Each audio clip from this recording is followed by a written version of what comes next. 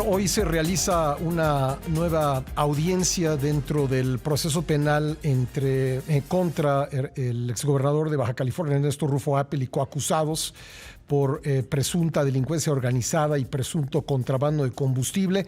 Vamos a hablar al respecto con Fernando Gómez Montt, abogado del exgobernador de Baja California, Ernesto Rufo Appel. Fernando, gracias por tomar nuevamente la llamada. Buenos días. A tus órdenes, ¿cómo estás? Bien, interesado en conocer tu perspectiva de estas acusaciones, qué sustento tienen. Cuéntanos también cómo está el exgobernador. Uno, como ustedes saben, lo lamentable de este tipo de entrevistas es que tengan que saber a través de nosotros qué pasó.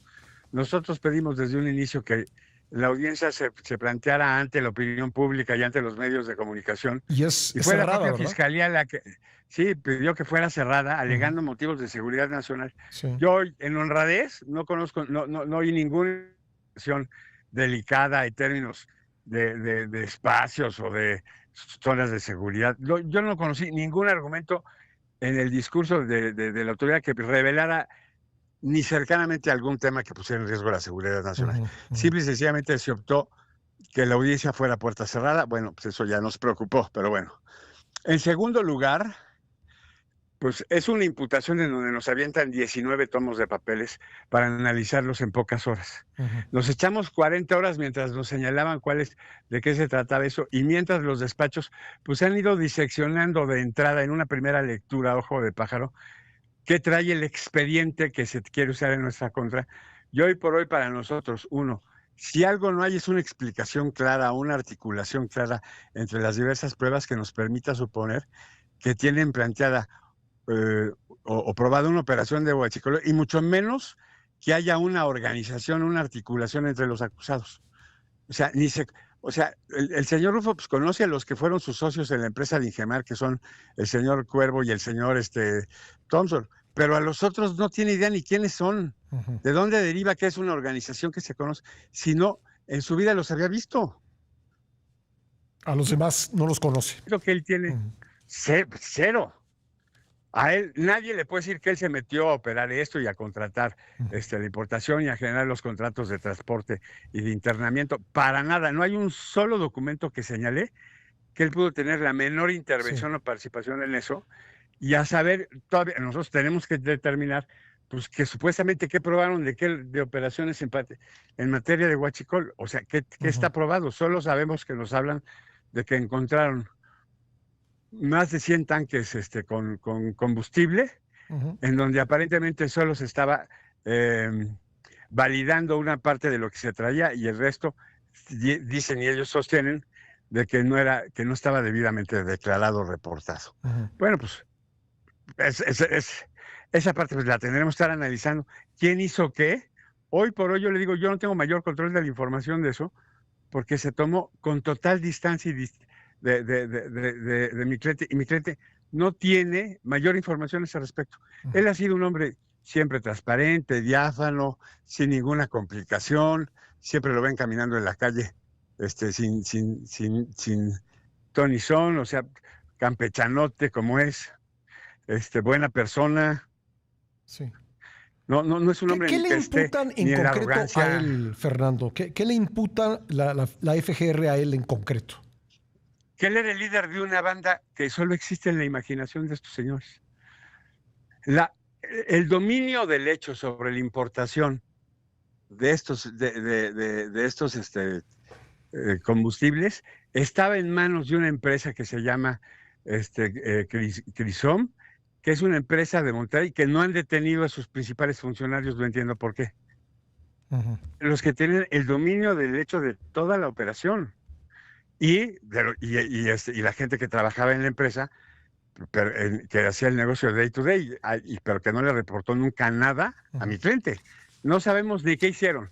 Tenemos que ponernos a averiguar ahorita de qué se trata, porque está tan difusa la información que todavía no tenemos claro. El problema es que no tenemos un control de la información que ahí existe, porque estamos distantes de esos hechos. Dame tu opinión sobre el hecho de que hayan decidido internarlo en el penal del Altiplano. Hoy por hoy eso parece, y yo creo que es algo que deberá revisarse, es un exceso de poder. Es una locura que una operación de esta naturaleza, donde no se ve que estén interviniendo gentes de la maña, oye, ayer que yo lo fui a visitar, qué bárbaro, ¿no? Es un opresivo ese sistema, y yo lo entiendo porque está diseñado para contener a gentes muy violentas y muy peligrosas, que tengan estos hombres que son, en cualquier caso, gentes metidas en los negocios en ese lugar. Por un dato que en principio es un dato de defraudación fiscal, de contrabando, pero no de contrabando de mercancías ilegales, de contrabando de mercancías que per se son lícitas. O sea, es puro contrabando, un tema en cualquiera de los casos de omisión de pago de impuestos que tiene su gravedad y su tipicidad, si esto es cierto. Pero de ahí a apabullarlos y avasallarlos metiéndolos en ese escenario, a mí me parece que es un exceso. Gobierno, pues, si esos son los parámetros bajo los cuales se van a perseguir estos casos, ¿quién cierra la puerta?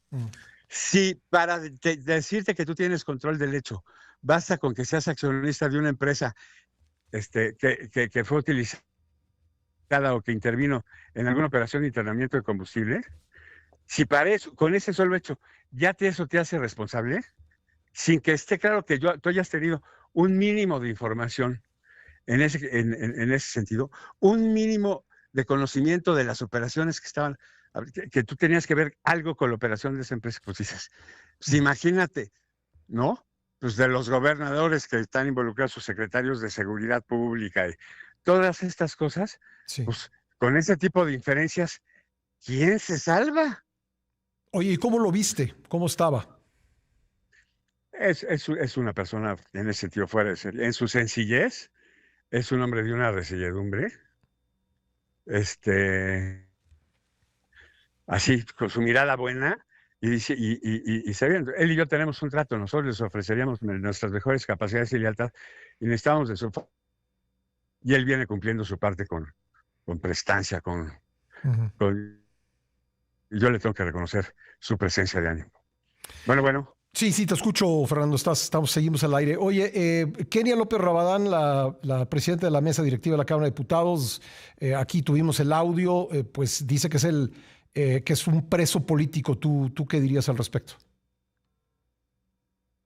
Escucha, a ver, es un hecho que de repente, en un primer esfuerzo no lo estaban considerando para la orden, en un segundo esfuerzo de repente sucede y no solo está involucrado, sino es el mero líder de la banda.